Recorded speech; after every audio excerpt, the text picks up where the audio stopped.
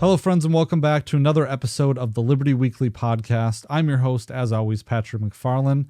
This one is episode number 211, and the show notes may be found at libertyweekly.net/211. And this one is entitled, What is the Project 2049 Institute?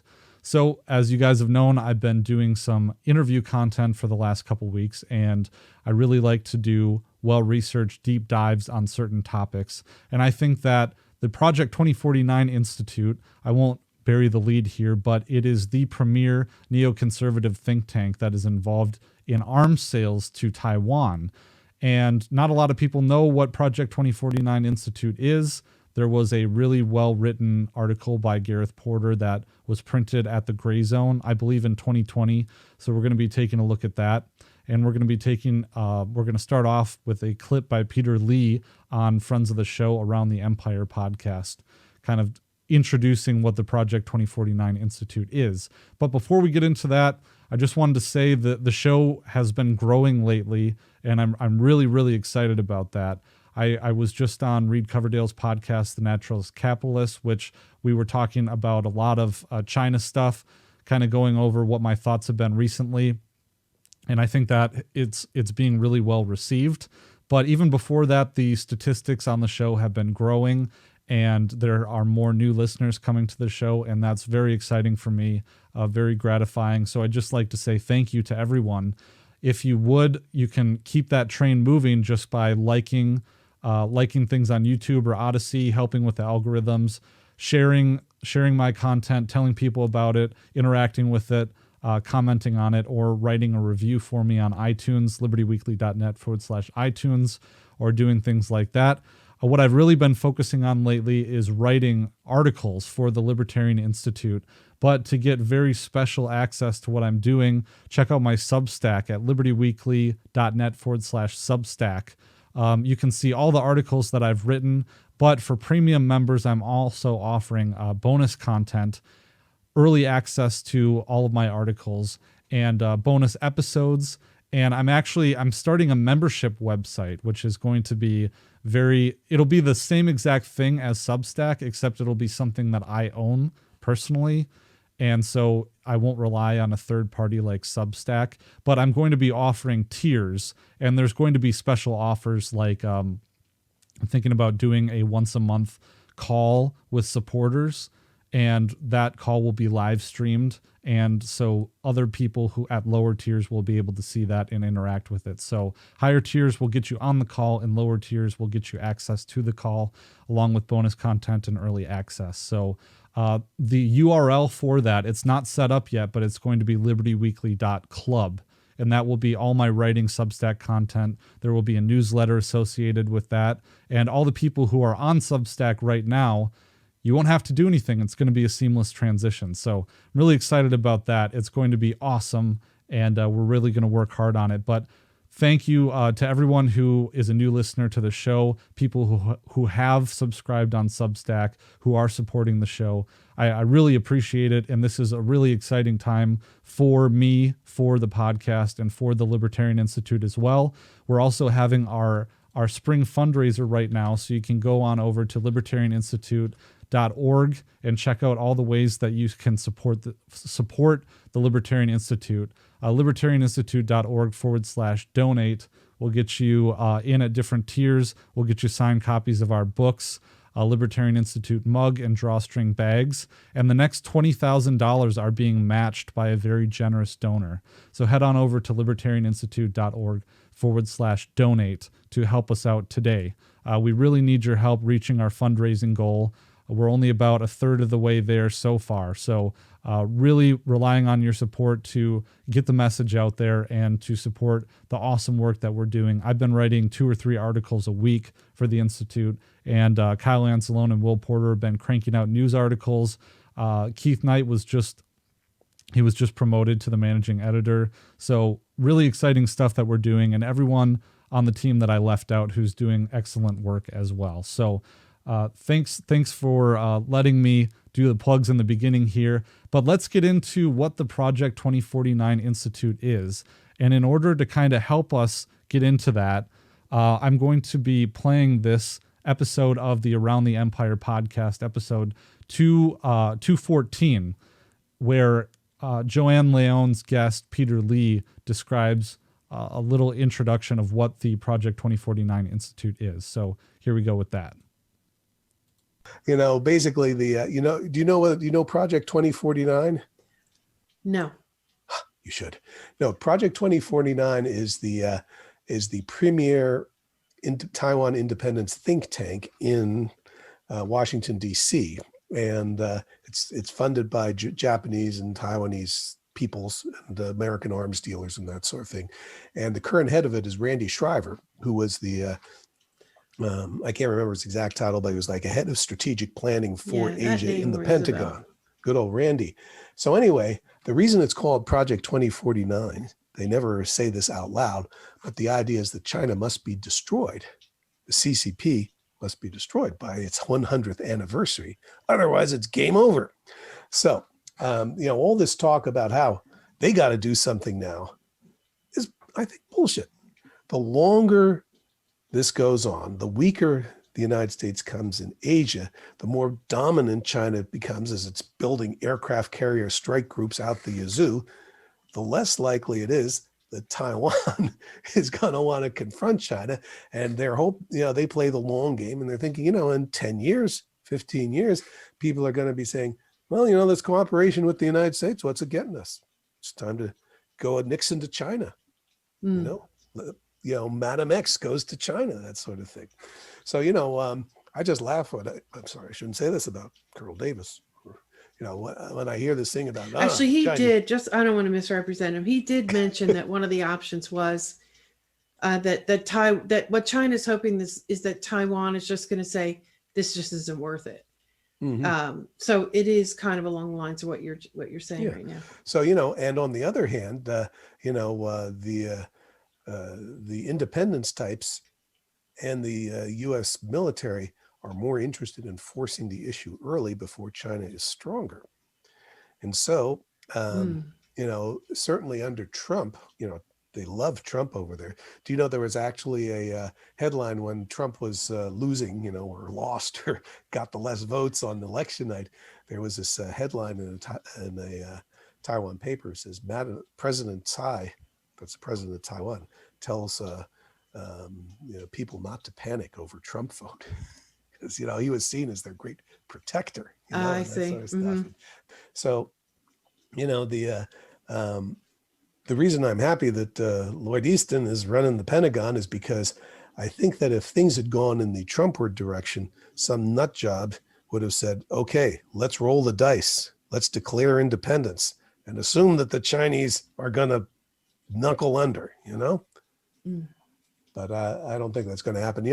People talk about invading Taiwan. That's not the only option. The other option is they just fire a few dozen missiles and the economy collapses and everybody flees, All right, so there we get Peter Lee's take on the Project 2049 Institute, a little introduction there.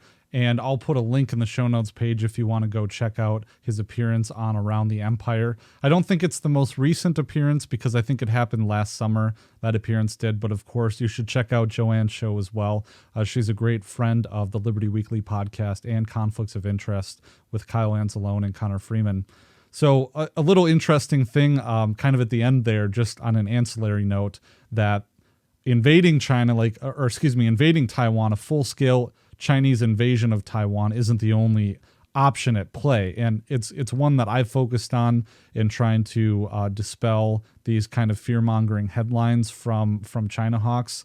And it's something I'd like to explore a bit more in detail because Lyle Goldstein has been on with Scott Horton talking about some of those other options.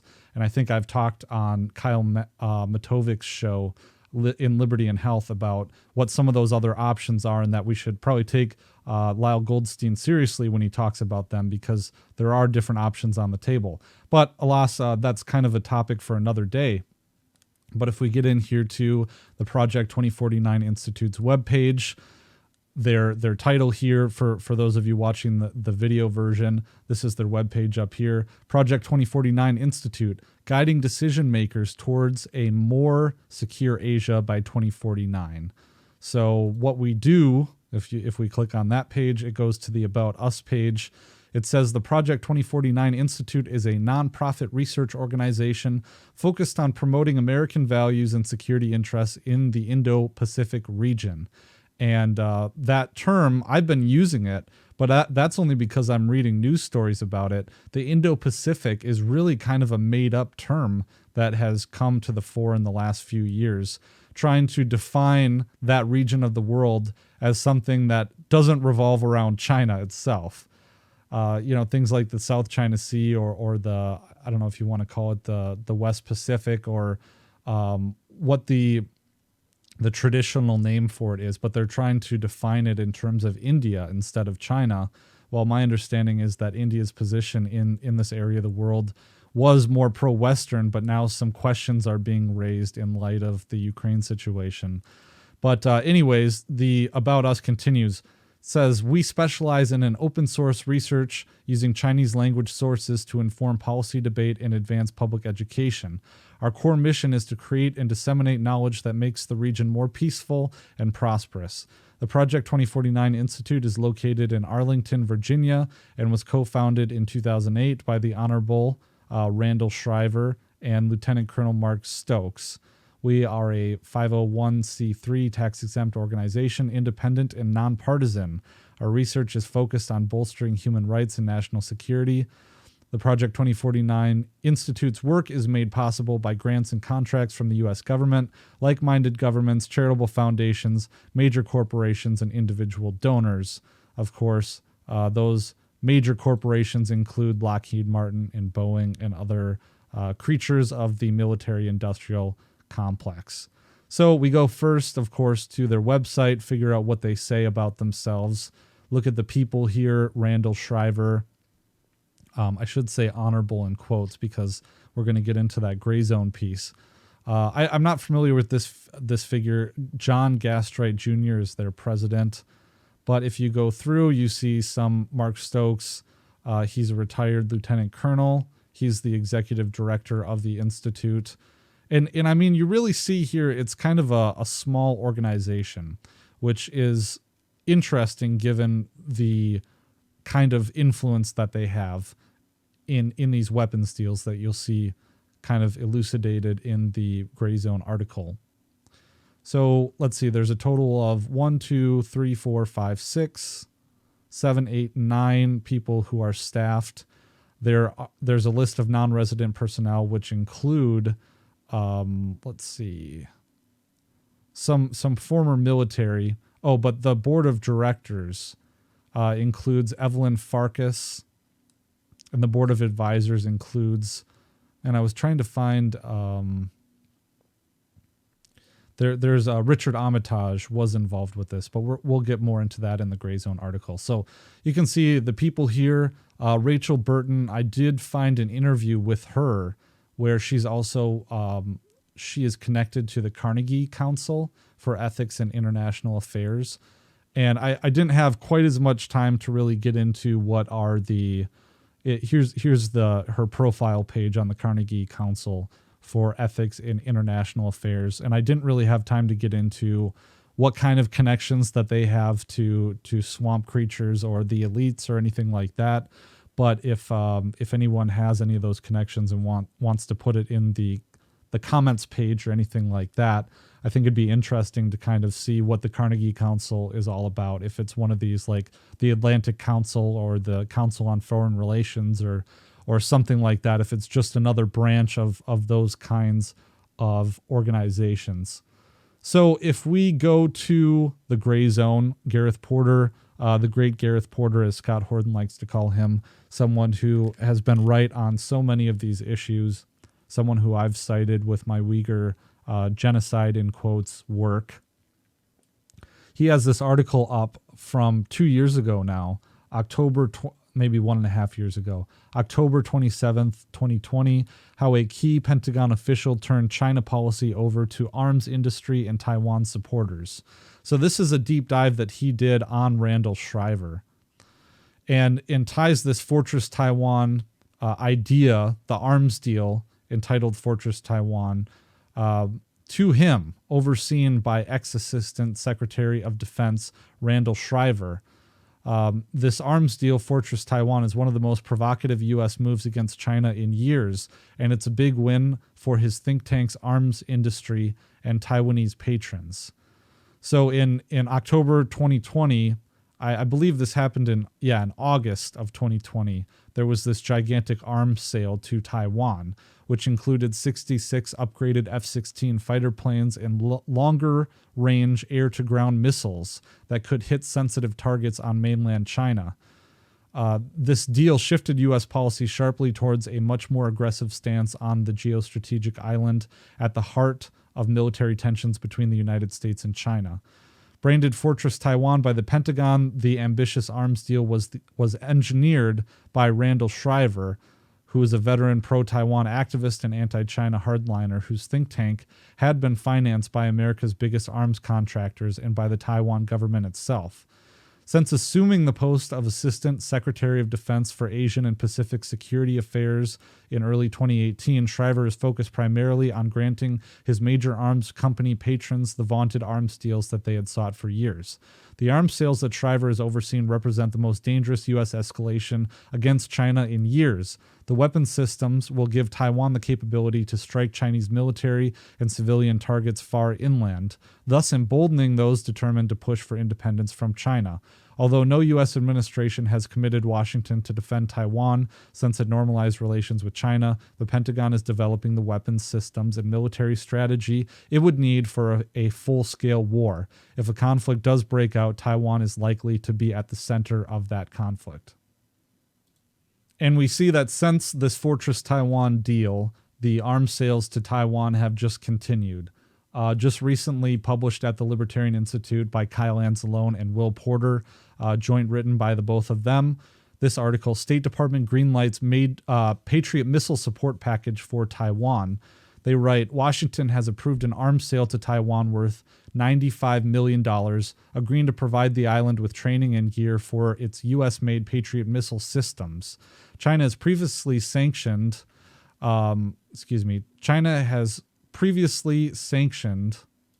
American firms over similar transfers. The State Department authorized the deal on Tuesday, with the Pentagon noting it would include, quote, technical assistance and related equipment for Taipei's Patriot batteries.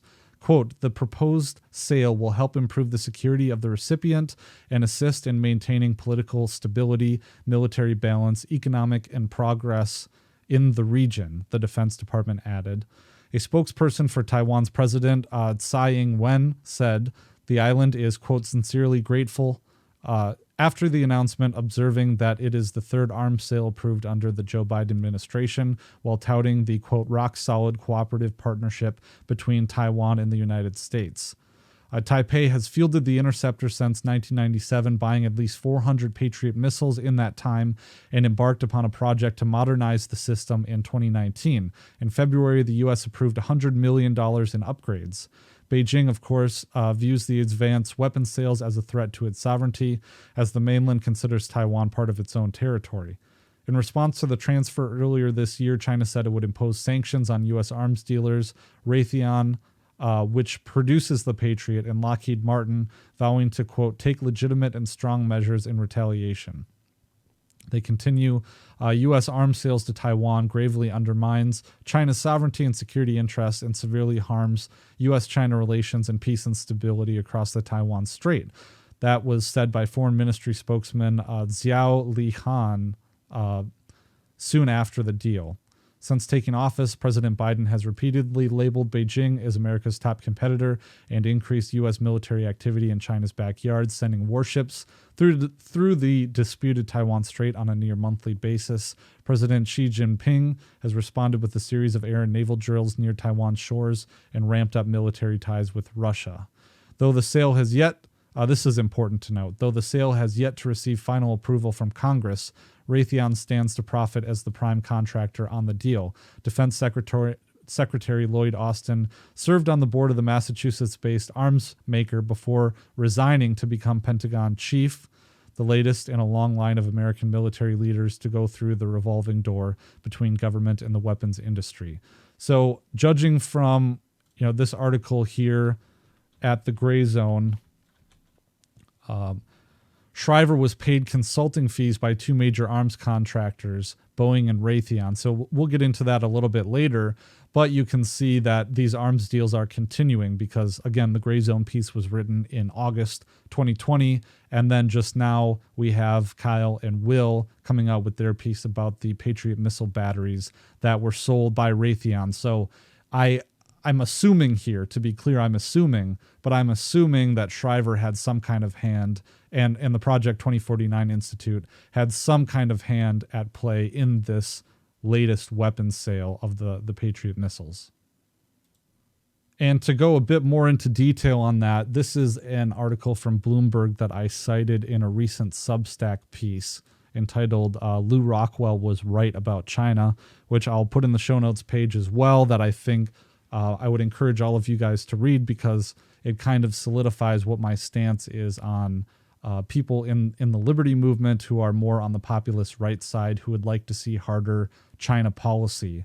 This is one in a number of articles that I've written recently addressing them kind of primarily and pretty openly, I think. But I talk a bit about the Biden administration and the Trump administration arms sales to Taiwan, and I say this is one of a number of things that I would describe as extreme competition, which are the words of Joe Biden in describing our relationship with China, one of extreme competition. So I say substantively, the last few years have seen all of these policies. The warships through the Taiwan Strait, record number of spy planes, U.S. spy planes being flown over the South China Sea and along the Chinese coast, pledges to defend Japan's claim to the Senkaku Islands, pledges to defend the Philippines' claims to the Whitsun Reef, and selling a glut of weapons to Taiwan, which includes the recent Patriot missile support package.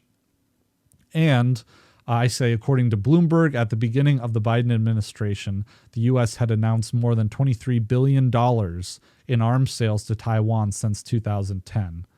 So this is the article that I cite to support that assertion. Bloomberg article entitled, First Taiwan Arms Sale in Biden Administration is Approved. It's the $750 million deal, which includes 40 new self-propelled howitzers, a deal that also includes 1,700 kits to convert shells with GPS guidance. So this happened in August of 2021, so 1 year after the Gray Zone article that we've been talking about. And I think that's, how long ago is that? 6 months ago from now? Maybe 8 months ago. And in this, there's an assertion right here that this article makes about these arms sales and the amount of money. Since 2010, the U.S. has announced more than $23 billion in arms sales to Taiwan. That's a lot of money. And I believe that the Project 2049 Institute has been around since like 2008 or something like that. So I wonder how big of a hand that they have had in those sales. So returning now to the Gray Zone article, we go through and the next section, returning the favor to arms makers and Taiwanese government donors. So Shriver, Gareth Porter writes, is a longtime advocate of massive, highly provocative arms sales to Taiwan, who has advanced the demand that the territory be treated more like a sovereign independent state. His lobbying has been propelled by financial support from major arms contractors in Taiwan through two institutional bases, a consulting business and a think tank that also led the charge for arms sales to U.S. allies in East Asia. So the first of these outfits was a consulting firm called Armitage International, which Shriver founded in 2005 with Richard Armitage, a senior Pentagon and State Department official in the Reagan and George W. Bush administrations. Shriver had served as Armitage's chief of staff in the State Department, and then as Deputy Assistant Secretary of State for East Asian and Pacific Affairs. Armitage, this is a parenthetical by Porter, saying that Armitage, who is a lifelong Republican, recently released a video endorsement of Joe Biden for president. So interestingly enough, I know at the beginning of this episode, Peter Lee talked a bit about how Donald Trump was the savior of the Taiwanese people. And I think it's interesting to think about why Armitage would break from or why he would endorse Joe Biden over Donald Trump. But we see that Joe Biden's policy has been just as hard, if not harder, than Trump on China. As a partner in Armitage International, Shriver was paid consulting fees by two major arms contractors, Boeing and Raytheon, both of which hope to obtain arms sales to Taiwan and other East Asian allies to compensate for declining profits from Pentagon contractors. So if you follow the link here that Porter puts in, it will bring you to a disclosure document. It's a nominee report from the U.S. Office of Government Ethics under the U.S. Federal Code 5 CFR Part 2638. And you can see the public financial disclosure forms that Shriver, I could be wrong on this, but I believe this is the document that Shriver had to disclose these recipients that he had made, funds that he had received from different donors or benefactors. And if you do a Control F, now all of you are going to see my awful spelling. I guess the Control F isn't working, but. So you can see right here on page 4 of 12, you can see Boeing and Raytheon right here alongside the Project 2049 Institute. So it says, filers' sources of compensation exceeding $5,000 in a year. So under that was the Project 2049 Institute, Armitage International LLC, the Boeing Company, Raytheon, Japan Central Railway, the Embassy of Japan, Japan Bank for International Cooperation, Mitsubishi, Toshiba. So there's a bunch of different people who gave him more than $5,000 in a year, and all of this is listed under consulting services. So you can see there's also his wife's disclosures are there too. So you can see the Privacy Act statement, Title I of the Ethics of Government Act of 1978. So it says the U.S. Office of Government Ethics regulations require the reporting of this information. So that is linked there to prove the fact that he was getting consulting fees from Boeing and Raytheon, both of which hope to obtain arms sales to Taiwan and other East Asian allies to compensate for declining profits from Pentagon contracts. Shriver started a second national security venture in 2008 as president and CEO of a new lobbying front called the Project 2049 Institute, where Armitage served as chairman of the board. The name of the new institution referred to the date by which some anti-China hawks believed China intended to achieve global domination. So you have Gareth Porter saying in this article that, and I don't believe he provides a link to this, but he says that is the date by which some anti-China hawks believe China intended to achieve global domination. Peter Lee, in that interview we listened to, said that 2049 is the date at which the Chinese Communist Party must be defeated by. So I don't have a citation for that, to be honest about it. And that doesn't mean that it doesn't exist or that some people don't hold this sentiment, but it seems to be the consensus of people that I'm citing in this video that is something along those lines. There's something about 2049 that is unspoken in terms of these people in the intelligence community or in the lobbying firms, that 2049 is a date that holds some significance. And actually, I just pulled up an interview with Rachel Burton where she discusses why they chose 2049. So she says, this is on the Carnegie Council for Ethics and International Affairs. Project 2049 Institute was founded about 10 years ago, she says. Last year was our 10-year anniversary, 2018. It's founded by Mark Stokes and Randy Shriver. It's really a small think tank, she says. It's a small organization where we only focus on U.S., Asia security issues. The mission of Project 2049 is a peaceful, prosperous, and stable Indo-Pacific region by the century's midpoint. So, it's a small little think tank that we have here. We're just, really close-knit and homey together. And we don't have that much influence, right, over major multi-million-dollar arms sales to Taiwan or anything like that. I don't know if that's how she's trying to frame it or anything. I'm just editorializing, but a lot of people ask us, she says, why 2049? What's the significance of that date? So this is her explanation. There are a couple of different answers to that question. The first one is that 2049 is the 100-year anniversary of the founding of the People's Republic of China. For our institute being able to look at future-oriented challenges to the U.S. interests and to U.S. allies and partners in the region, China is obviously a focal point of that. So a lot of the institute's research and work has been centered on studying China, studying the Chinese Communist Party, and studying the People's Liberation Army in order to support U.S. allies and partners in the region. The interviewer says, why not 2050? Burton says, unfortunately, Project 2050's domain name was taken. In terms of having a website that said Project 2050, that was unfortunately not available. Okay. Right. Like you couldn't just buy it or something. But I think that in 2049, there are more questions surrounding it. What is China going to look like in 2049? What is the U.S. going to look like in 2049? What will be the status of our alliance system in 2049? So I think there are a lot of questions that surround that date, and it's prudent to try to assess the questions now in order to project out where we would like the world to be at that time. So, yeah, anyways, so she doesn't really...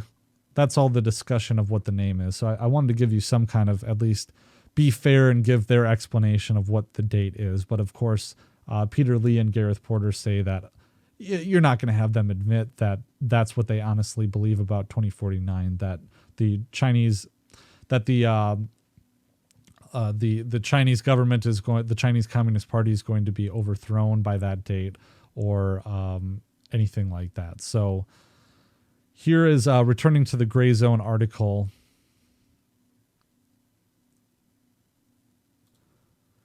From its inception, the Project 2049 Institute focused primarily on U.S. military cooperation with Northeast Asian allies and Taiwan in particular, with an emphasis on selling them more and better U.S. arms. Shriver, known as the Taiwan government's main ally in Washington, became the key interlocutor for major U.S. arms makers looking to cash in potential markets in Taiwan. He was able to solicit financial support for the Institute from Lockheed Martin, General Atomics, BAE, and Raytheon, according to the Institute's internet site. Porter notes that there are no figures on the amounts given by each prior to 2017. And I think that Porter links to a previous version of the Institute's site, because the current link doesn't include that information about Lockheed Martin, General Atomics, or Raytheon. But he continues, equally important, however, is the Project 2049 Institute's heavy dependence on grants from the government of Taiwan. The most recent annual report of the Institute shows that more than a third of its funding in 2017 came either directly from the Taiwan government or a quasi-official organization representing its national security institutions.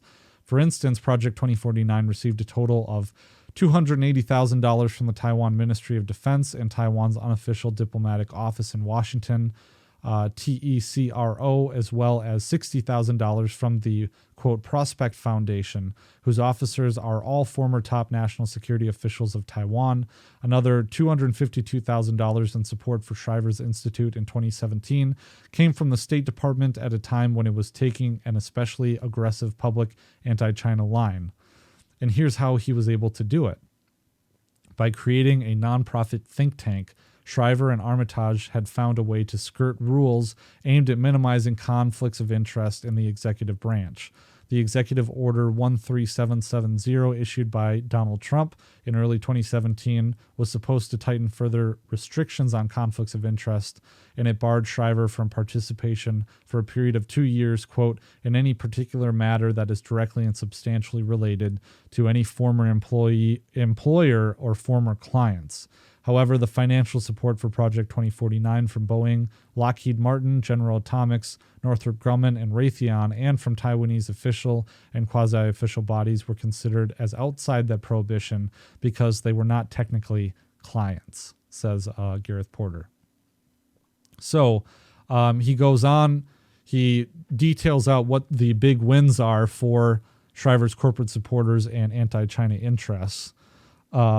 Shriver spent 2018 and the first half of 2019 moving proposals for several major arms sales once Shriver was brought into the Pentagon at the beginning of 2018, he spent 2018 and the first half of 2019 moving proposals for several major arms sales to Taiwan, including the new F-16s and the air-to-ground missiles capable of hitting sensitive targets in China. Through interagency consultations, he secured White House approval for the arms packages, and Congress was informally notified in August 2019. However, Congress was not notified of the decision until August 2020.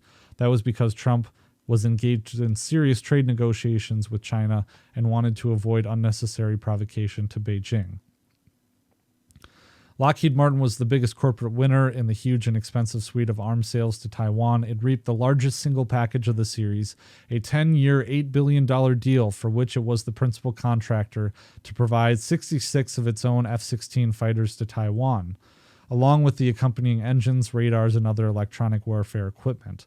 The 7 major arms sales packages included big wins for other corporate supporters as well. Boeing's AGM-84E standoff land attack missile, codenamed SLAM or nicknamed SLAM, which could be fired by the F-16s and hit sensitive military and even economic targets in China's Nanjing region, and sea surveillance drones from General Atomics.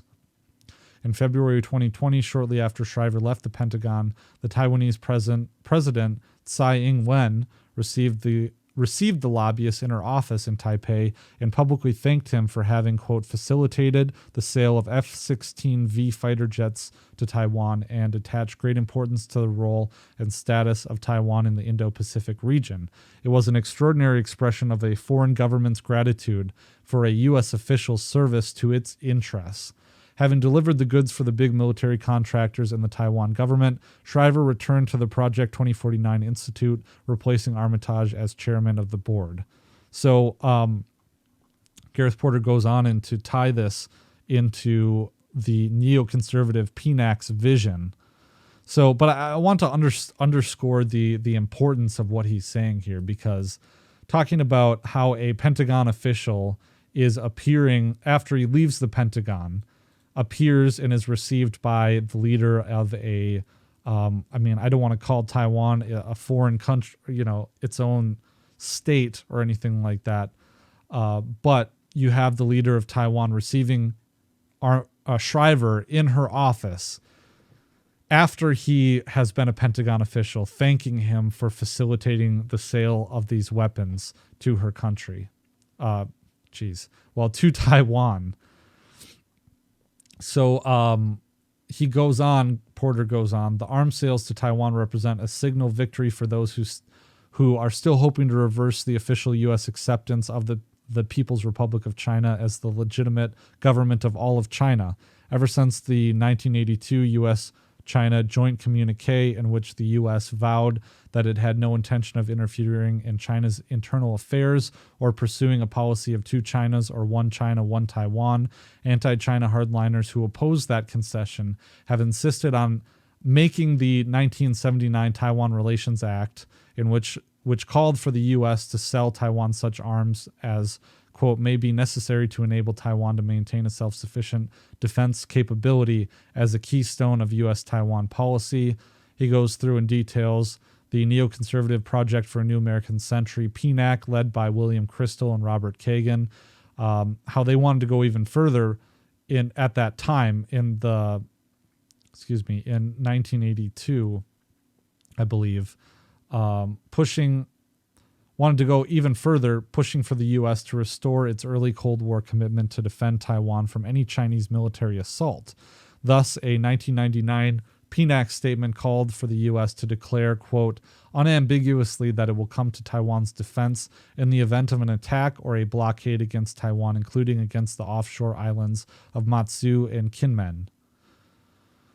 So, after leaving the World Bank in 2008 amidst a scandal involving his girlfriend, Paul Wolfowitz, the author of the 1999 Statement on East Asia that we just mentioned, turned his attention to protecting Taiwan. Despite the absence of any business interests he was known to have in Taiwan, Paul Wolfowitz was chairman of the board of the U.S. Taiwan Business Council from 2008 to 2018. The Project 2049 Institute was a key member of that council, along with all the major arms companies hoping to make sales to Taiwan.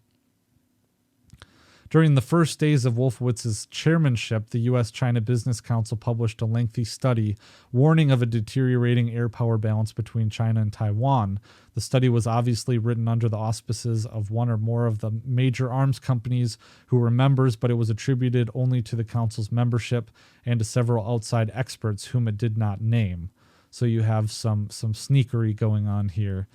The study criticized both the Bush and Obama administrations for refusing to provide the latest F-16 models to Taiwan, warning that U.S. forces would be forced to defend the island directly if the jets were not immediately supplied.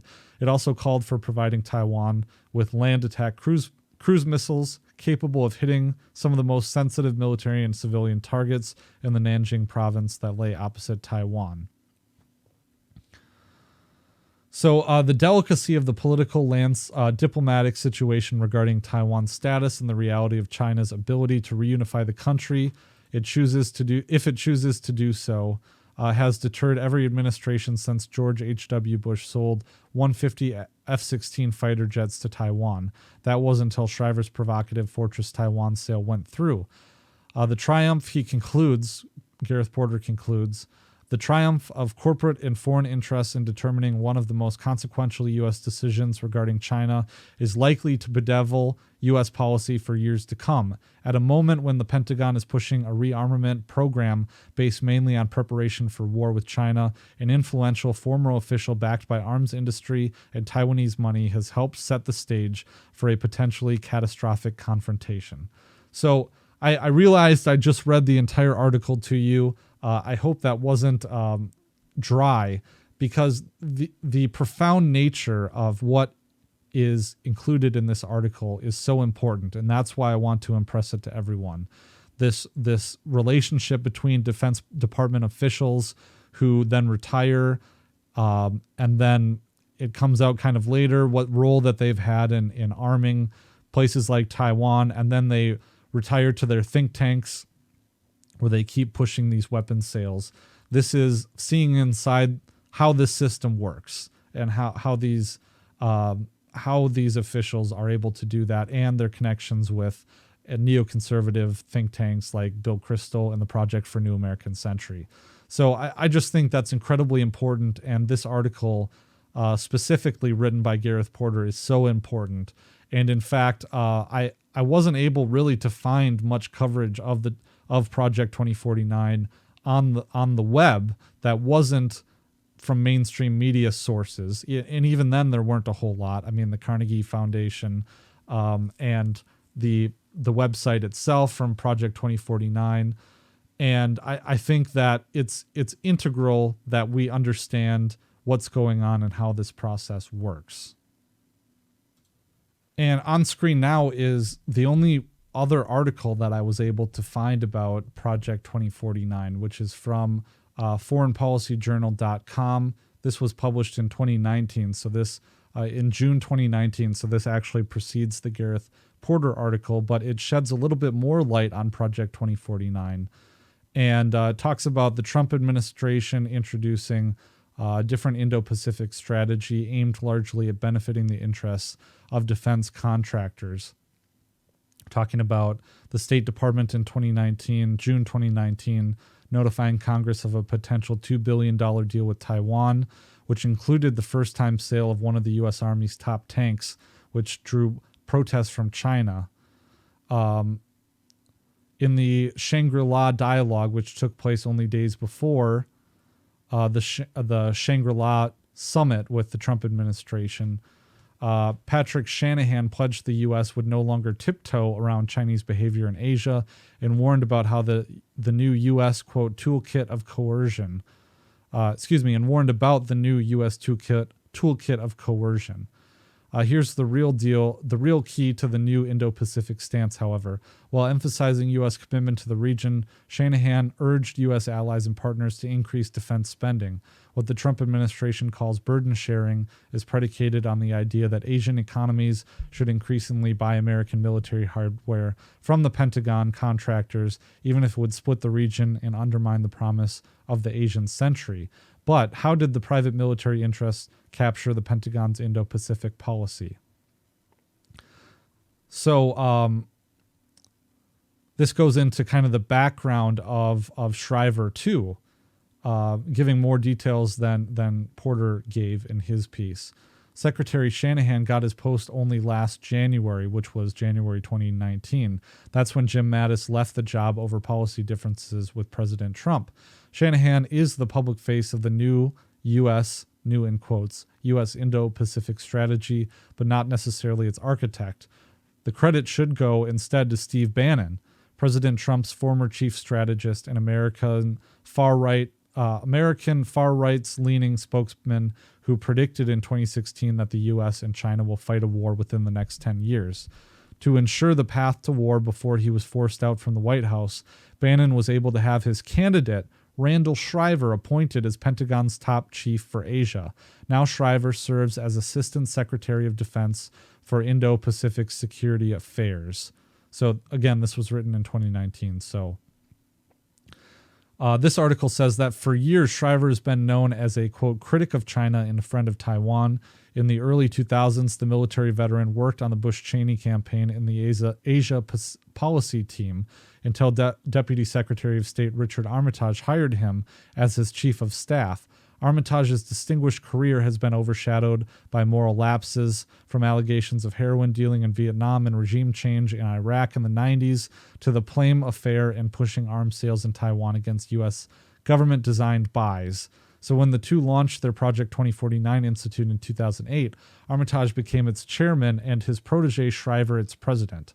For a decade, the Institute pushed hard for a tougher diplomatic approach against China and increased military sales to Asian countries, particularly Taiwan. This stance led to President-elect Trump's controversial call to President Tsai in December, which bolstered her lingering ratings ahead of the 2020 election, fostering a tougher line against China.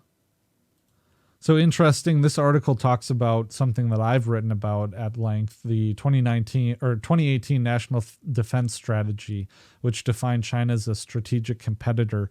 I've written a whole piece about that, the danger of renewed great power competition with Russia and China at the Libertarian Institute. But after that, Shriver introduced in May 2019 the China Military Power Report, which this article says inflated and purposely misrepresented China's goal of becoming a world-class military by 2049 as the fulfillment of the neoconservative fear that China sought to overthrow the U.S. in the global arena. So that's what the allegation from this article is that Shriver did with that 2019 report. And interestingly enough, this article says that consummate military veterans were quick to call the bluff. Colonel Larry Wilkerson, someone who I've cited in my Uyghur genocide investigation, who spoke at the Ron Paul Institute conference a few years ago. He was former Chief of Staff of Secretary of State Colin Powell, called the report, quote, an exercise in hypocrisy. This is all about money, said Wilkerson. This is a budget ploy. Wilkerson also warned that the Trump administration's combative attitude toward China increases the potential for a seemingly, quote, inevitable fight. Nevertheless, the budget ploy means great business to the Pentagon contractors. So that's also why Taiwan's National Security Chief David Lee met White House National Security Advisor John Bolton in May, marking the first meeting in more than 4 decades between senior U.S. and Taiwanese security officials. So this article says, well, why don't we follow the money? So it talks about the Indo-Pacific money machine, the revolving door that stands open between the DoD and its contractors. Even Secretary Shanahan is a case in point. Prior to government, he served more than 30 years at Boeing. After Trump selected him to drive the massive rearmament campaign, he was targeted by Pentagon's Office of Inspector General in March due to allegations he improperly advocated on behalf of Boeing against Lockheed Martin. A month later, he was cleared of allegations by the very same Pentagon, assuming that the DoD can police itself. Yet, the debacle is minor relative to the Project 2049 Institute, whose contributors comprise leading U.S. defense contractors, BAE, Lockheed, and Northrop Grumman, U.S. government agencies, the U.S. State Department, the Office of Net Assessment, the Pentagon's in-house think tank, quasi-governmental organizations as well that play a role in hybrid warfare and regime change, George Soros' Open Society, the National Endowment for Democracy, and the RAND Corporation, foreign government agencies, and quasi-independent think tanks, most of which represent defense hawks in Taiwan and Japan. So here's actually a screenshot from the Project 2049 Institute's page, which lists these different corporations, their different donors. And interesting because I think that this is the screenshot that Gareth Porter was referring to, but he linked to the About page. Well, they must have changed the About page because what you see on screen now is what it used to say. So that's the source from their own webpage. So when Armitage and Shriver launched the Institute, they did not create a lobbying firm, as many have done, but a consulting company. A lobbyist is constrained by significant disclosure requirements, but a consultant is not.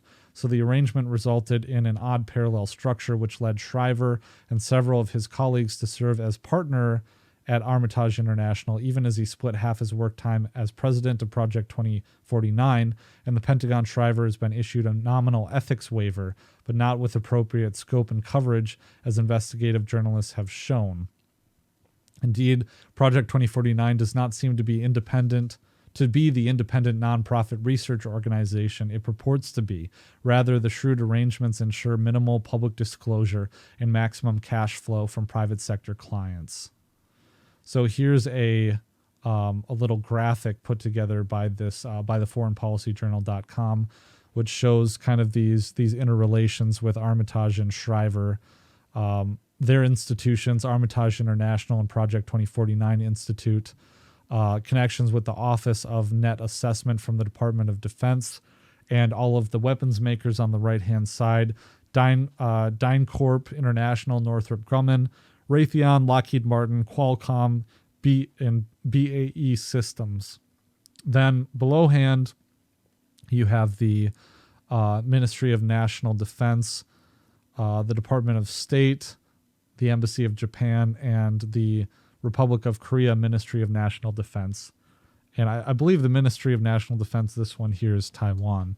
But then you have connections with the U.S. Taiwan Business Council, the Global Taiwan Institute, the Bauer Group of Asia, or the Bauer Asia Group, the Open Society Foundations, the American Enterprise Institute, which is a famous neoconservative think tank, the John Hay Initiative, which I'm not as familiar with, but so the article goes on to talk about Armitage and Shriver's connections with Taiwan, specifically going back to the 90s, and how a connection with Bannon, Steve Bannon, got Shriver access to the Trump White House. Now, keep in mind that Bannon has appeared on Tim Pool's show, I think, several times to talk about China. Just an aside there. So by summer 2018, though, Shriver declared Taiwan a partner of U.S. Indo-Pacific strategy. It was in an effort to redefine the U.S. one China policy as a de facto dual China policy instead of the longstanding U.S. commitment to the one China policy. So soon after Armitage, and Institute Executive Director Mark Stokes and retired Admiral Scott H. Swift, ex-commander of the U.S. Pacific Fleet, led the Project 2049 delegation to the office of Taiwanese President Tsai, who took the opportunity to thank Armitage and Swift for their long-standing support for Taiwan.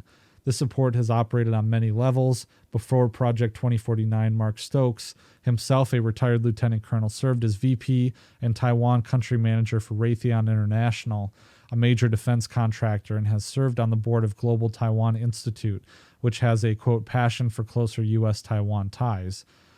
Before the Pentagon, Shriver himself was on the board of U.S.-Taiwan Business Council.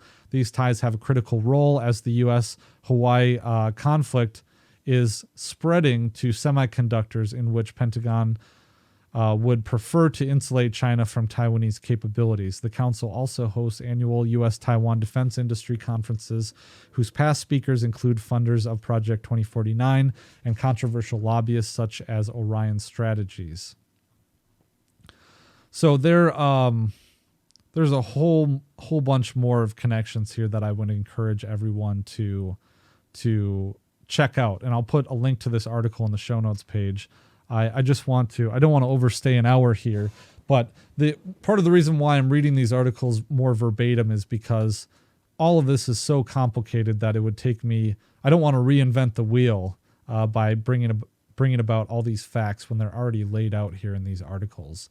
But I think it's so important that you guys check out this article talking about how all these connections that these people have to Taiwan and the arms industry, and how they got into the Pentagon and influenced U.S. policy. And kind of in closing here, I would be remiss if I didn't talk a little bit about some of the articles that Dave DeCamp has put out on antiwar.com talking about this specifically. The most recent development we have on March 2nd is a huge delegation from the Biden administration to Taiwan. And I wanted to... Mike Pompeo also visited, kind of the guy, I think, who coined the term Genocide Olympics, talking about the situation with the Uyghurs and the Olympics. But this just happened. I think I talked about this on a previous episode. But the Biden administration sent a delegation of former U.S. officials to Taiwan to reassure the island that the U.S. will stand firm behind its security commitments.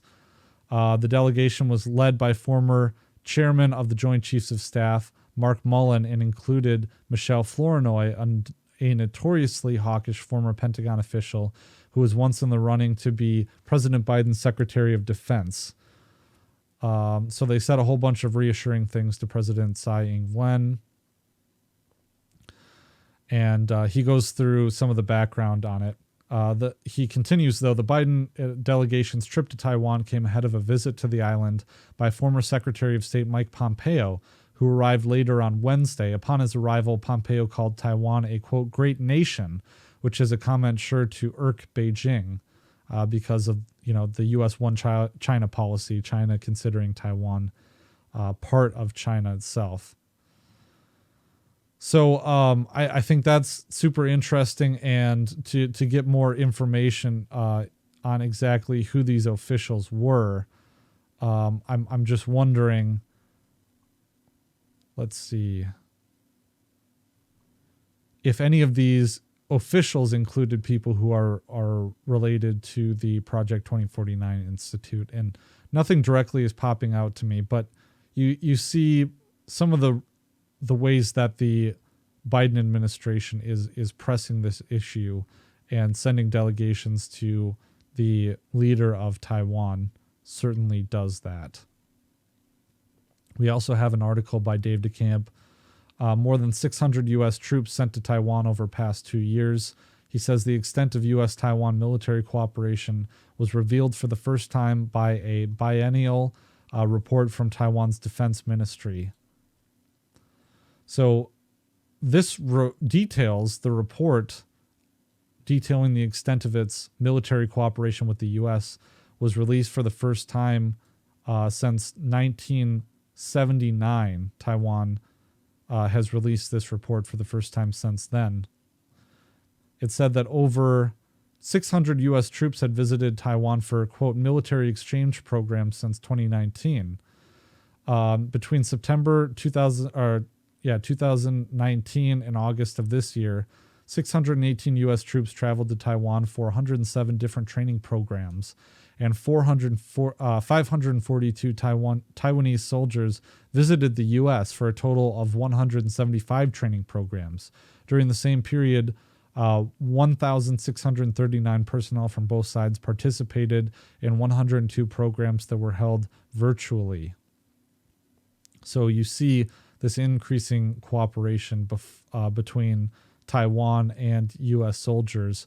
I mean, this was seen at the time, this was written in November of 2021, seen as kind of a revelation that maybe we kind of suspected but never really had solid proof of before. But seeing this as a major escalation in terms of Taiwanese and Chinese or Chinese-U.S. relations, this kind of support by the United States for Taiwan, sending soldiers there and training Taiwanese forces. It's a big kind of escalation. So in China, on March 3rd, they reacted very negatively to the U.S. delegation being sent by the Biden administration, and especially to the figures who were sent there. And how the group met with Taiwan's foreign minister, having longer talks with President Tsai Ing-wen. And Tsai earlier told reporters that the visit would demonstrate, quote, the importance both of the Taiwan-U.S. relationship as well as America's vocal support for the island. The Chinese government condemned the trip, with Foreign Ministry spokesman Wang Wenbin insisting that any bilateral ties between Taipei and Washington violate U.S. agreements to respect Beijing's One China policy, which stipulates that Taiwan is part of Chinese territory proper. Yeah, so I hope that I've done a good job of really documenting what the Project 2049 Institute is, what their connections are, and highlighting these great pieces by Gareth Porter and over at the Foreign Policy Journal as well. And I'll put a link in the show notes page to that piece, because I think that you all should read it. Definitely, because it really goes into a level that doesn't focus just on Shriver, but also goes into all these other connections here. And there's this graphic, and this is written by Dan Steinbach for the Foreign Policy Journal. And just as a side note, if you go through and there's one of the ads here in the article is for a book by Jeremy R. Hammond. So I think that was just an interesting thing because I like Jeremy's work. So, well, anyways, this is a really important aspect of the China question. And like I said, I was on Reed Coverdale's show yesterday talking about the new Cold War between the United States and China, and how I see it is so critically important to try to argue against that Cold War footing, because it could very easily go in a direction that is kinetic. And I think that coupled with fighting a war with Russia and what's going on in Ukraine, avoiding that situation is one of the most important things that we can do right now. So, again, I wanted to plug the Libertarian Institute fundraiser that we have going on at libertarianinstitute.org/donate. You'll get tons of great kickbacks. And if you want to support me, the best way to do so is by going over to Substack and subscribing to my Substack, What They're Not Telling You. You can get access to articles. You can see the dates. I've been releasing articles like every 2 or 3 days. And that includes bonus content and includes, bonus episodes, early access to my interviews, and early access to articles. Sometimes they will be appearing on my Substack weeks before they appear on the Libertarian Institute. So you're getting great value there. And so you don't have to become a premium supporter to sign up. You can just sign up for the free emails at libertyweekly.net/Substack. You can go over there. I'm switching primarily all my bonus content over to Substack. And like I said, I'm currently building the new members site, which will operate virtually the same way that Substack does, except it will provide tiers and that kind of bonus. It will also provide like a members kind of format, and that URL will be libertyweekly.club. So instead of libertyweekly.net, it'll be libertyweekly.club. I'm really excited to get that going. I have a new ebook in the works for folks. Everyone who is subscribed will be getting a copy to my email list, will be getting a copy of my new ebook. It's not a book proper, but it will be an ebook in EPUB and Kindle format if I can swing that, and PDF format. And that will be for all people who sign up to my Substack or my libertyweekly.club list. It'll operate the same way as a Substack newsletter exactly. And those of you who are currently subscribed, there will be seamless transfer over. You won't even have to do anything. You'll just start getting emails from my new libertyweekly.club. So, all right. Well, thanks everyone. And again, the viewership of the show has been growing, and I really greatly appreciate that. If you want to be a part of that, be a part of that momentum, like, share, comment, subscribe, rate, review, do all those things to help me out with the algorithms, and I really do appreciate it. So, sorry this episode got out a little late this week. I've been busting my ass writing articles, man. So, and I think you guys appreciate that because I really have enjoyed doing it. So, all right. Well, next week we have an interview with Lori Calhoun, a writer at the Libertarian Institute, and we'll be talking about her piece, War and Delusion, her book, War and Delusion, and some of her other work. But we'll be returning to the topic of killing in war and kind of just war theory and taking just war theory apart and talking more about the philosophical underpinnings of war, the morality of war, and the psychology of killing. So I'm really excited for that episode, and I think you guys will be too. So subscribe to the show on any platforms. We're all over the place. So, all right. Well, take care. Peace.